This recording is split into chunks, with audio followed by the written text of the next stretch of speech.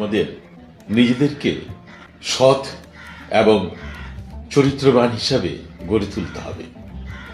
হারাম খাওয়া বন্ধ করতে হবে, মিথ্যা কথা বলা বন্ধ করতে হবে। আমরা যদি হারাম খাওয়া বন্ধ করে দিই, মিথ্যা বলা বন্ধ করে দিই, তাহলে ধীরে ধীরে আমাদের মন মানসিকতা সবকিছু পরিবর্তন হয়ে যাবে।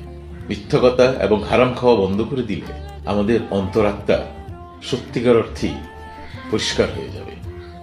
শুধু এই দুটো কাজ করে দেখবেন, আপনি যেভাবে আল্লাহকে চাইবেন ঠিক আল্লাহ সেইভাবে আপনার কাছে হাজির হবে। কোনোভাবেই যেন হারাম আপনি এবং আপনার পরিবারের কেউ যেন না খায়। আর মিথ্যা কথা একেবারে বন্ধ। দেখবেন অটোমেটিকলি আপনাকে আল্লাহ হেদায়েত দান করে দিয়েছে। যতক্ষণ পর্যন্ত আপনি হারাম খাওয়া বন্ধ না করবেন, যতক্ষণ পর্যন্ত আপনি মিথ্যা কথা বলা বন্ধ না করবেন, ততক্ষণ পর্যন্ত আপনার কোনো ইবাদতই কাজে লাগবে না। আপনি যত বড়ই আলেম থাকেন, কোনো লাভ নাই, আপনি হারাম খাচ্ছেন। আমাদের প্রিয় নবী হযরত মুহাম্মদ মুস্তাফা সাল্লাল্লাহু আলাইহি সাল্লাম যেভাবে বসতেন খাবারের জন্য, ঠিক সেইভাবে বসে আপনি হারাম খাচ্ছেন।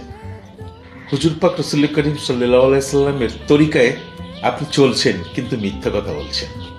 আপনি কি মনে করছেন আপনি পার পেয়ে যাবেন?